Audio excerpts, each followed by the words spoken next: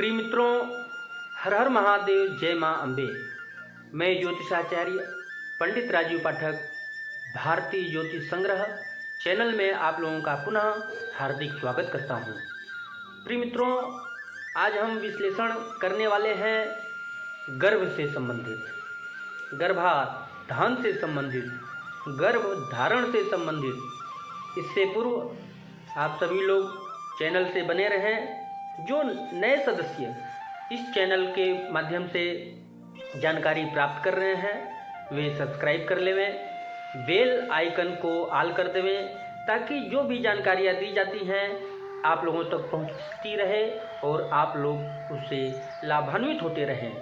तो प्रिय मित्रों, आज हम लोगों को यह जानना है कि गर्भधारण का अशुभ समय क्या होगा और स्त्री के लिए गर्भधारण का अशुभ महीना क्या होता है, स्त्री के लिए गर्भधारण का अशुभ दिन क्या होता है, स्त्री के लिए गर्भधारण के लिए अशुभ योग क्या होता है, स्त्री के लिए गर्भधारण के लिए अशुभ तिथि क्या होती है, स्त्री के लिए गर्भधारण के लिए अशुभ समय क्या होता है, एक स्त्री के लिए गर्भधारण का अशुभ करण क्या होता है, स्त्री के लिए गर्भधारण के लिए अशुभ लग्न क्या होता है, स्त्री के लिए गर्भधारण करने का अशुभ ग्रह क्या होता है, स्त्री के लिए गर्भधारण में अशुभ वस्त्र क्या होता है।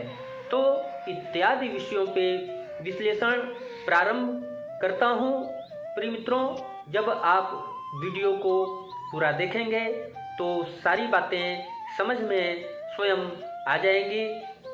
ध्यान देने की बात है कि प्रति क्षण ब्रह्मांड में अनंत जीवों की उत्पत्ति और विनाश होता जा रहा है। शास्त्रों में जीवों की भेद संख्या हाथी से लेकर के चींटी तक और अनेक स्थूल से सूक्ष्म तक के जीवों की परिगणना 84 लाख तक वर्णित की गई है। किंतु वैज्ञानिक शोधक विद्वानों का जो शोध है उनके कार्यों से ज्ञात होता है कि जीवों की परिगणना नहीं हो सकती है। हमारे शास्त्रों में कहा गया है कि यतो अनंत शक्ते अनंताश्च जीवाः, अनंत शक्ति रूपा भगवती की अनंत प्रकार के जीवों की संख्या भी अनंत है। कहने का तात्पर्य यह है कि यहाँ पर अनंत योनियों के जीवों में मानव देवधारी यह जीव, जिसे मनुष्य कहा गया है, यही विवेक से पूर्ण मानव जीवन है। यह जीव है प्रकृति पुरुषात्मक माता पिता के शारीरिक संबंधों से उत्तरोत्तर पुत्र एवं पुत्री रूप संतान पैदा होती है। यह भी एक कृषि विज्ञान है। कृषि विज्ञान कैसे है, किस बीज को किस प्रकार के सुसंस्कृत खेत यानी भूमि में कब किस ऋतु में बोया जाए, इस विषय के लिए आधुनिक कृषि विज्ञान की प्रगतियां जैसे तथ्य सराहनीय हैं, उसी प्रकार आध्यात्मिक और आदि भौतिक ज्ञान हमारे प्रागाचार्यों ने सभ्य सुसंस्कृत दीर्घ जीव नर व नारी की उत्पत्ति और उपलब्धि के लिए वर्ष के 12 महीनों दिनों आदि में गर्भाधान का मानव बीज को मानव योनि अर्थात खेत में वपन का शुभ समय बताते हुए बीज धारण करने योग्य खेत में शुभ अशुभ विकास का समय बतलाया है कि यौवन प्राप्ति के प्रारंभ में स्त्री का प्रथम रजोदर्शन में जो पौष का महीना है, ज्येष्ठ का महीना है, कार्तिक का महीना है, चैत्र का महीना है, आषाढ़ का महीना है और भाद्रपद, ये 6 महीने अशुभ कारक होते हैं। स्त्री का जो प्रथम रजोदर्शन यानी प्रथम मासिक धर्म से ही वंश वृद्धि का विचार किया जाता है। यह अशुभ महीने बतलाए गए हैं। विषकुंभ, अतिगंड, व्याघात, वज्र, व्यतिपात, परिघ और वैधृति नामक अशुभ योगों के साथ ही रवि, मंगल, शनिवारों को भी अशुभ वार में गणना किया गया है। चतुर्थी, नवमी, चतुर्दशी, अमावस्या, द्वादशी, अष्टमी और षष्ठी इन तिथियों का भी गणना किया गया है। इस तिथि के दिन का जो प्रथम रजोदर्शन अर्थात प्रथम मासिक धर्म अशुभ बतलाया गया है हमारे शास्त्रों के अंतर्गत। पंचांग आप देखते हैं, पंचांग के अशुभ समयों में उल्लेख के साथ अशुभ स्थानों का प्रथम मासिक धर्म जैसे स्मशान में, मार्ग में आदि अनुचित स्थानों का भी प्रथम रजोदर्शन अशुभ ही होता है। समयों में रात्रि दोनों संध्याएं, दिन का अवशेष तृतीय भाग के साथ नक्षत्रों के मिश्र संज्ञक, उग्र संज्ञक, मूल रहित तीक्ष्ण संज्ञक नक्षत्र, ये नक्षत्र प्रथम मासिक धर्म अशुभ कहे गए हैं। तिथि, नक्षत्र और लग्नों का गंडांत समयों का जो भाग है उसमें भी प्रथम रजोदर्शन अशुभ कारक होता है, अशुभ कहा गया है। भारतीय ज्योतिष शास्त्र के अंतर्गत हमारे ऋषियों ने बहुत ही सूक्ष्मता के साथ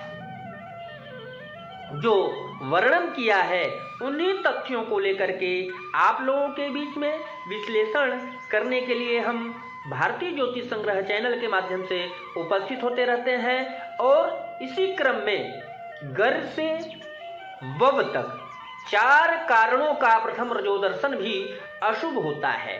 जो कारण बतलाए गए हैं बब से लेकर के, गर्भ से लेकर के बब तक 4 कारणों का जो प्रथम मासिक स्त्री का होता है वह अशुभ कारक होता है।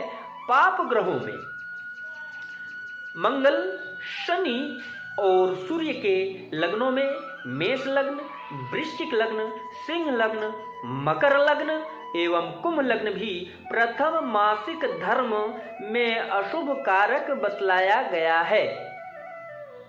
लाल, पुराना, जला हुआ, नीला और अनेक रंग की धारण की गई साड़ी या अन्य कोई वस्त्र प्रथम मासिक धर्म के अंतर्गत यह जीवन के लिए अशुभ सूचक होता है। हमारे शास्त्रों के अंतर्गत शुभ अशुभ दोनों गणना की गई है। तो आज गर्भ धारण विश्लेषण के अंतर्गत आप लोगों के समक्ष अशुभ कारक समय, नक्षत्र, योग, लग्न इत्यादि महीने का चर्चा किया गया। अब इसी तरह से जैसे आज अशुभ योगों की चर्चा की गई, वंश वृद्धि के लिए हर इंसान परेशान है, लेकिन मूल कारण जानना पड़ेगा कि वंश वृद्धि के अंतर्गत व्यवधान कहाँ से है।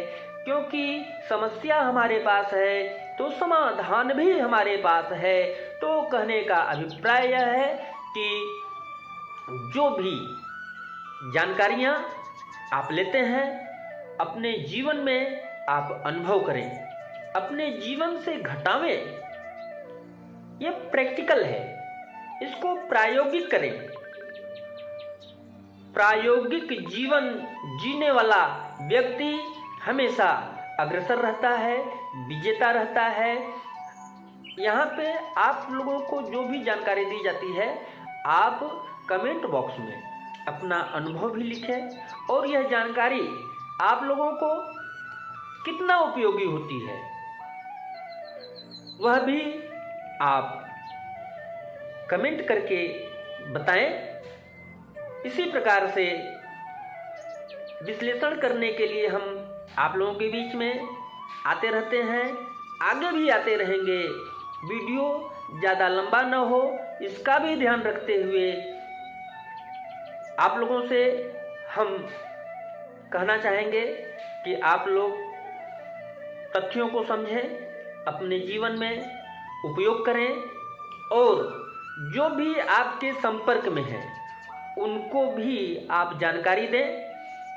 और चैनल का जो नाम है भारतीय ज्योतिष संग्रह, लोगों को इसमें जोड़ें ताकि अधिक से अधिक जो भ्रमित लोग हैं वो लोग जानकारी प्राप्त करते हुए स्वयं का लाभ लें और दूसरों को भी लाभ दिलावें। सारी सुविधाएं हमारे ऋषि मुनियों ने ग्रंथों में वर्णित कर रखा है, सिर्फ उसको अवलोकन करना है, आत्मचिंतन करना है, अपने जीवन में अपनाते हुए अग्रसर होते हुए और पूर्ण सफलता की ओर बढ़ते रहना है। तो मित्रों, आज के वीडियो में इतना ही।